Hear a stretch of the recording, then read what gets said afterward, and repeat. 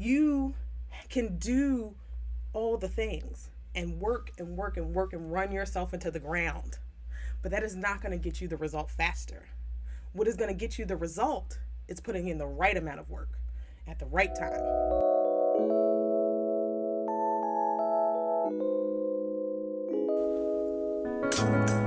Welcome to High on Self-Care.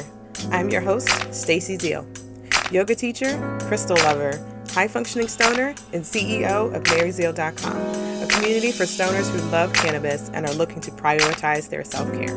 On this podcast, we'll explore ways that meditation, mindfulness, yoga, and of course, all things weed can help you to elevate your self-care. We'll explore ways to truly value ourselves, use stillness for self-discovery, and cannabis to go higher on our journey. Think of me as your sister stoner who lovingly encourages you to prioritize yourself and reap the benefits of this magical plant. If you're ready to create a life that holds space for your most valuable asset, that's you, by the way, take a deep breath, light your J, and let's dive in.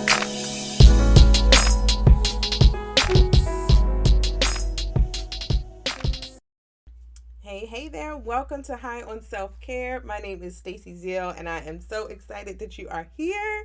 We have another awesome, amazing topic for you today. And today we're talking all about how to find a hobby that you love for rejuvenation. This whole month, this whole series, we've been talking about rest for growth and rest for rejuvenation, how we need rest in order to get to the next level, to the stage. Sometimes we got to step away, and so that way we can rejuvenate and repair ourselves.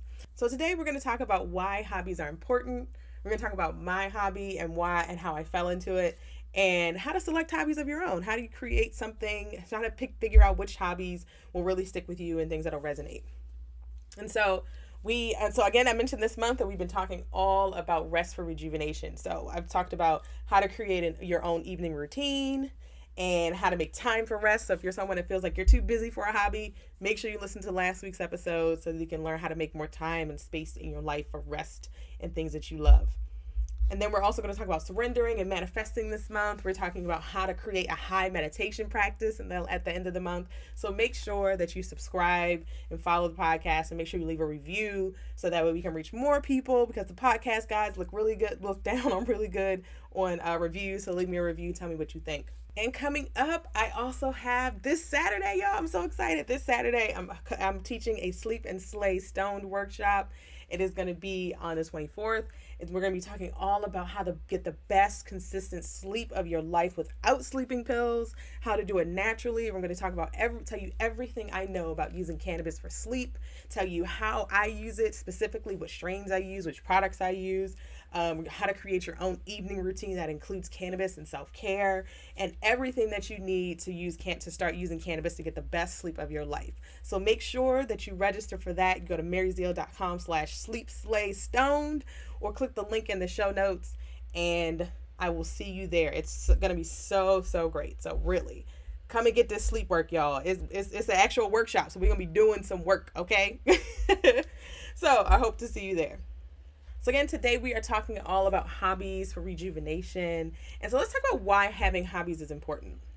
So you need to give your brain a break from work, side hustling, being a mom, being a partner, a friend, and all the things, and have something that's only yours.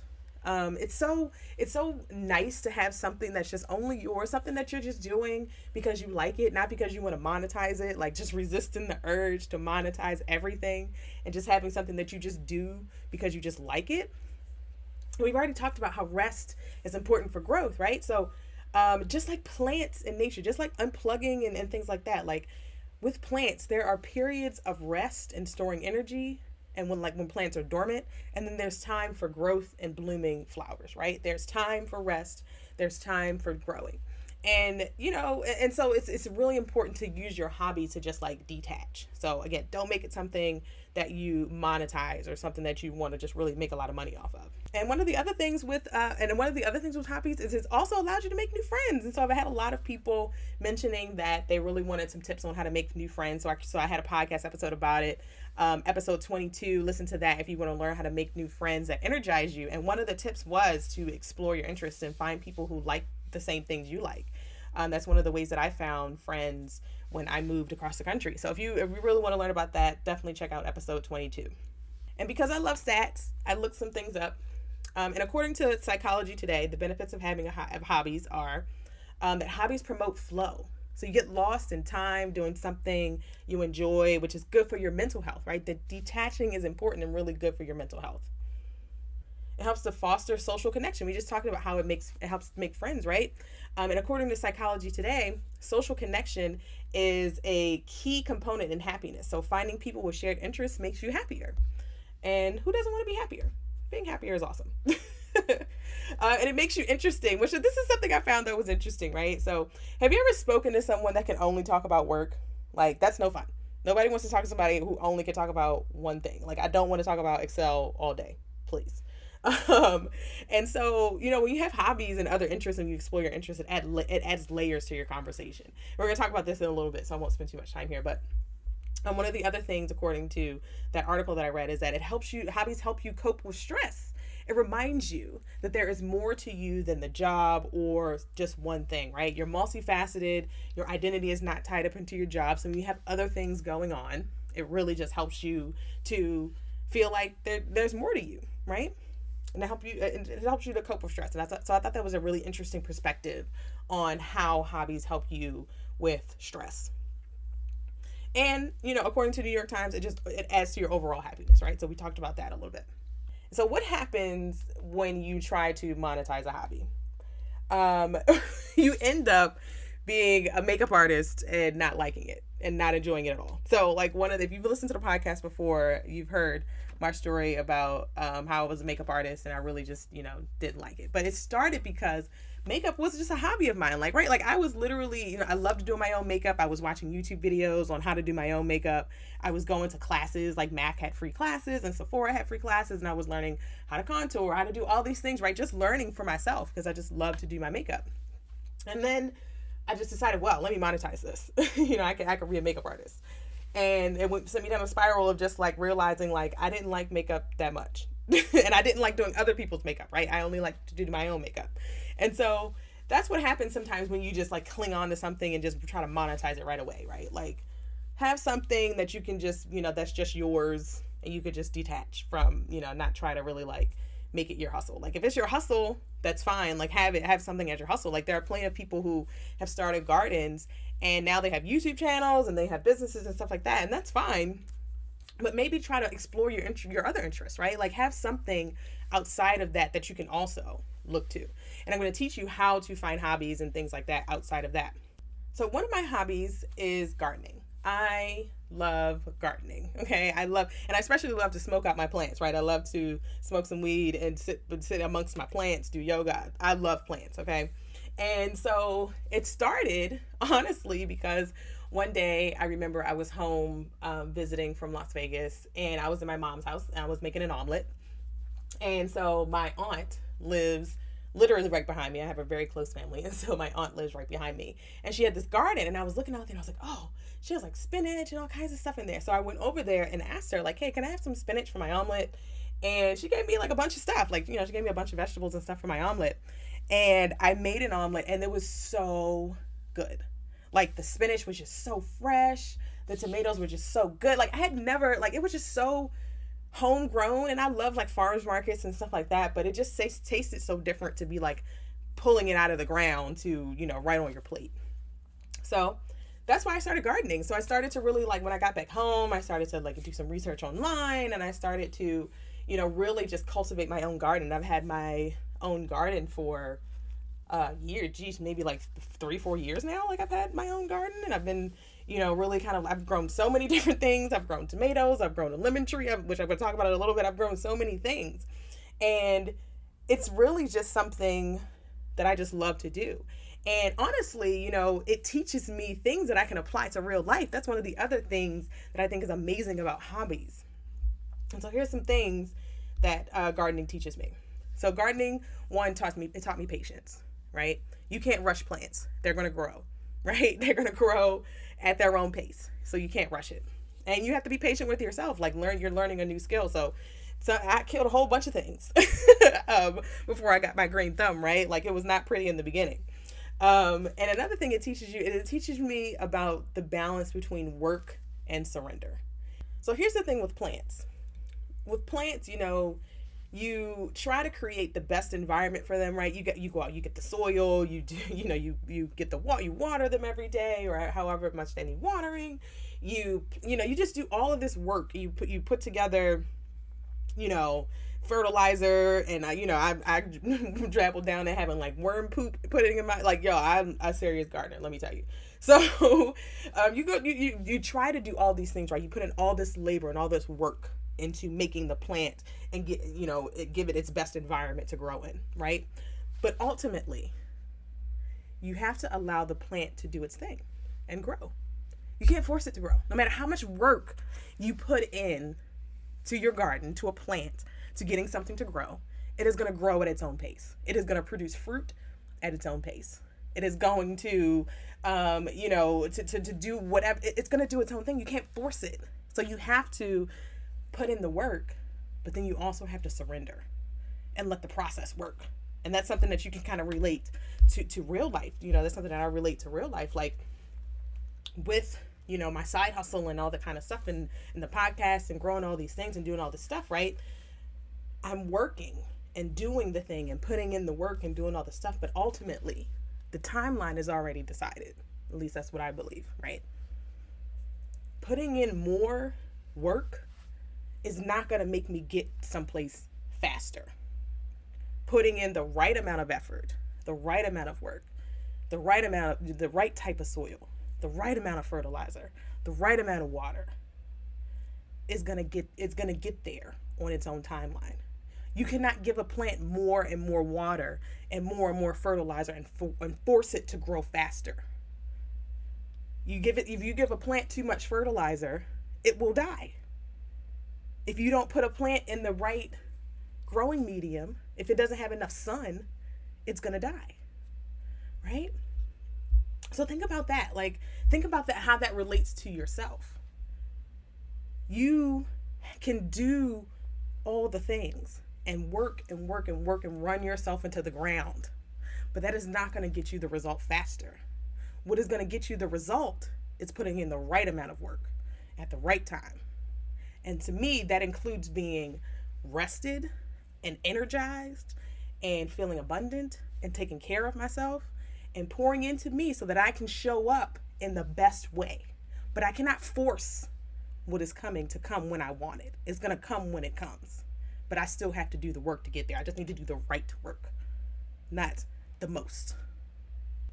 Your hobbies can teach you so many things, right? If you take the time and the space to rest and reflect and to think about this kind of stuff, your hobbies teach you so many different things. And they grow you in ways that you don't foresee. And one of the other things that gardening teaches me is perseverance. So I remember my first garden, right? First time going to the nursery, getting all the plant things and stuff like that. And I had my plan. I did my research. I'm like, okay, I got a plan. I know how much space I have. I know how much, what kind of smart pots and stuff that I order. I know how much space I have. I know how much soil I need, blah, blah, blah. I had a plan. What plants I'm going to get, everything. Get all my things, right? And I'm walking. And I see this beautiful little dwarf lemon tree. And she was practically calling my name, y'all. She just was like, I really want to go home with you. You look so nice. And so I said, you are coming home with me, sis. Come on, let's go. And you on sale? Get in this cart, okay? So I took this lemon tree home. Took this dwarf lemon tree home to grow on my patio garden, my patio balcony. And then I started to do some research about lemon trees. And about dwarf lemon trees specifically. And I found out that dwarf lemon trees take about 3 years to grow lemons, to grow actual fruit that you could eat. Okay? And I didn't know that, right? I had did research about my tomatoes that I was going to grow and the herbs I was going to grow. I did all this research, right? And I had a plan. But I bought this tree and I just I was like, okay. So I'm going to keep putting in the work, right? So the first year, no fruit. No fruit the first year, just a nice, pretty growing, beautiful lemon tree. And it smelled amazing, right? It flowered, right? So it got flowers. And that's where the lemons and stuff come from. So I'm like, trying to hand pollinate it, trying to make sure it's getting bees, as many plants that attract bees to try to get it to pollinate, right? But there was no fruit the first year. The second year, I had some baby little fruit, right? I had some baby little lemons. And they, and that was in the year 2, right? They were just you couldn't eat them, right? And then year 3 came, right? Year 3, I had fruit and it was beautiful, but I couldn't even eat the fruit. Why? Because they actually ripened while I was out of town. And when I came back home, they were rotten. So here's the thing. That lemon tree taught me about perseverance. That hobby, I put so much, knowledge and work and time and energy into this plant, and I couldn't even eat the fruit. So think about how that relates to something in your life, right? Like, what is something that has taught you perseverance? Something that's taught you perseverance in the most interesting of ways, in the most not as direct, interesting, crazy way. So that's what your hobbies can do, right? Your hobbies will teach you so many things. So I really encourage you to get a hobby. And the last thing I'll say about, my hobbies, my gardening, is it helped me to learn how to deal with change. So recently, I had to transition to an indoor garden. And, when I moved. And so instead of being discouraged, I just was like, okay, I'm going to pivot. I'm going to start an indoor garden. I had never had an indoor garden before. I've always done everything outside, but I was like, it's different. I'm going to try indoor gardening. I've been wanting to try indoor gardening anyway. And I always had a couple of plants, but I'm talking about like real life, like buying some big ass plants for the house. And like some real, I have a bird of paradise. I have all these, beautiful plants, right? So I decided to pivot, decided to start an indoor garden. And, honestly, it's just almost a whole different ball game because I have had to deal with gnats. Y'all, I've literally had to deal with trying to get rid of gnats. For one of my plants I bought had some gnats. I didn't know that you had to check for them. Finding the right amount of sun, but still trying to balance out the room and have the room be all feng shui and balanced and shit. Trying to figure out where did I need to put it?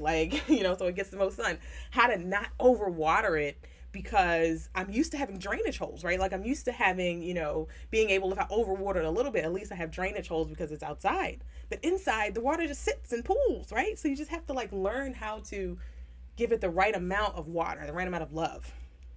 And so your hobbies can teach you just so many things that you just really wouldn't otherwise think that would come in a lesson form or otherwise learn, that you're not going to read in a book, you're not going to I wouldn't have learned all of that about this lemon tree. Maybe I would have learned it's going to take 3 years. Cool. But I would not have learned, how I'm going to have to continue to just put in the work and surrender to the outcome, surrender to the plant and let the plant do its own thing. Right. Teaching you patience and stuff like that. So really don't just look at your hobbies as teaching you that one thing. Look at it as teaching you lots of different things. Now that we've talked about my hobbies, why they're important, all that good stuff, let's talk about how to find a hobby that's right for you. So again, I'm going to try another exercise. If you listen to the last episode, we're going to do this exercise again. Grab some weed, however you like to take it. Grab a piece of paper and set a timer. And here's what you're going to write down on this piece of paper when your brain is nice and clear-minded and you're feeling focused and you're feeling less stressed and you're ready to go. You're going to write down, what do you like to do? It's such a simple question, right? But how often do you actually really just kind of sit and think what do I actually like to do? Do I like to read? Do I like to run? Do I like to draw? Do I like to play softball? What do I like to do, right? So think about what would you do. Also think about what would you do and not get paid for it. And honestly, I have poured lots of money into my garden, y'all. Okay. I get my garden all the things. My garden, they're my babies, right? My plant babies are it, right? And I would do that. I'm not getting paid to garden. I'm pouring actually money into gardening, right? And so that's why I know that's right for me. So think about some things that you would just do and not get paid to do, or things that you just enjoy doing. And then also another tip is to try different things, right? You may not get it the first time. So what's something that you want to learn about, but maybe you haven't had time, right? Now that last episode, we talked about how to make space in your life for rest and rejuvenation and growth and in order to grow. So what are some things that you've been meaning to try that you just haven't done because you haven't had the time? Now that you listen to that episode and you made some space in your life, you can fill it with a hobby. And so here's some examples, learning a new language, growing weed. Growing weed is a very, I've grown my own weed before. I've smoked my own weed. It is a very challenging yet satisfying um, you know, experience. So make sure you check your state's laws and all that kind of stuff. But anyway, growing weed or growing something, gardening, whatever. Crafting, something maybe you wanted to learn how to make vases or bongs or whatever that you can smoke out of. Maybe you want to learn how to, make glass ashtrays and stuff like that, right? Like you can learn, find a hobby with something that you like, right? Just try different things. Maybe you want to take up like salsa dancing or a different type of dance or, African dance or whatever. Like, is there something that you've been meaning to learn, but since you haven't had time, you haven't explored? And the last tip, and the last thing here is, about how to find a hobby for you is to reflect on what you love to do as a kid. So, growing up, I played softball. I literally love softball. It was my thing. I'm good. I'm really good at it. I loved it. Shout out to my team that we, dominated playing growing up. The Angels. Shout out to us. But listen, y'all, I love softball. And so, one year, I actually joined an adult league for a season. And it was fun, right? It was awesome. It's nice to be out there, just doing something that you like. So is there something that you did as a kid that you haven't been able to do, or that, that you love doing and you just kind of stopped, right? Like I stopped playing softball after high school. I didn't want to play softball in college, and I hadn't really played since, and so being in that adult league was fun. And there are people who I know that are still like, in softball, adult leagues, baseball leagues and stuff like that. So there are plenty out there if you want to explore or pick up on, like, whether you played lacrosse when you were a kid or you play basketball or whatever. Think about that. Then you can also think about things like, playing an instrument, picking up an instrument that you used to play, a class that you loved as a kid, but you didn't really explore, didn't really go into, a sport that you used to play, any of those things. So really kind of like, take some time and reflect on things that you used to do as a kid that you really, really enjoyed. All right, so what you want to do, again, so I'm going to give you a couple tips, and then I'm going to go into 10 ideas for as a hobby that can get you started, right? So a couple tips, think of things that allow you to express your creativity. I really love about gardening that it, it's very much like, it is a science, but it's also very much, energy and vibes and creativity, right? Like I said, I smoke out my plants, I talk to them, I do, I play music with them, I give them names, all kinds of stuff. So I build like a relationship. And so it really helps you to express your creativity and get outside the box. And also just don't be afraid to stop doing something if you don't find it interesting anymore, right? This is your life. If you try one of these hobbies that I'm about to, give you an idea and you don't like it, just say, okay, you know what? Tried it, didn't like it. I'm gonna try something else, right? So just try different things. Be open yourself up to trying different things and stopping to doing things that just do not serve you. All right, so here are 10 ideas for hobbies to get you started, okay? So now that you've kind of, created your lists and really started to think about it, I want to give you some ideas to help you get your juices flowing before you do this exercise. So, gardening, I think everybody should have a garden. Gardening is great, whether you have one plant or you have, 12. Go for it. It's such a great, and again, growing weed, it's a fun, interesting challenge, okay? Because weed, I thought that because I was a gardener that I would grow weed very easily, and let me tell you, it is not as easy as growing tomatoes. I mean, growing tomatoes is not like, it's not something I would consider hard, but it's not something I would consider easy, but growing weed is yeah. It's interesting. So you could try that. Hiking or exploring nature. Someone I know took a foraging class, and I was just like, that's so fun. Like, that's an awesome thing to do. Take a foraging class. Learn a new language. I use Babbel to help me to learn French. It's one of those things I've been meaning to pick back up on, honestly. Cooking's another great hobby. Like, whether you're taking cooking classes, maybe you're taking some infused cooking classes, learning how to make your own like little edible pies or cakes, or you learn how to make your own edible salads and broccoli and cheddar soup and all kinds of gourmet shit. So, 420 dinner parties are awesome and really like, super fun and really hot right now. So you can definitely take an infused cooking class.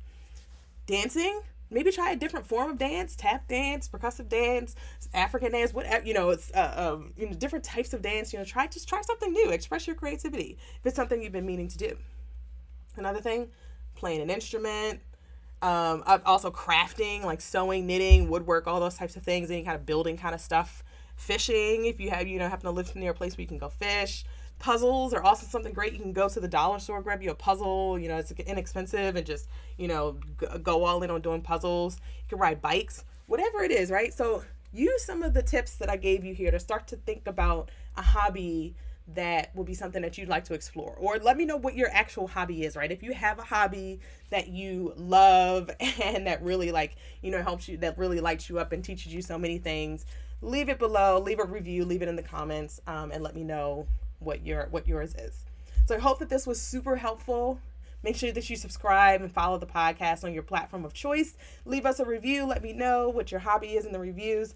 And also make sure that you register for my Sleep and Slay Stoned workshop on this Saturday. So make sure you head over to maryzille.com/sleepslaystoned or check out the link in the show notes to register for that workshop. It is going to be fire. So I hope to see you there. Have a great rest of your day. OMG, I could talk about that all day, sis. Want to get more insights like this to your inbox every week? Say less. Just head over to maryzille.com/subscribe to join our newsletter.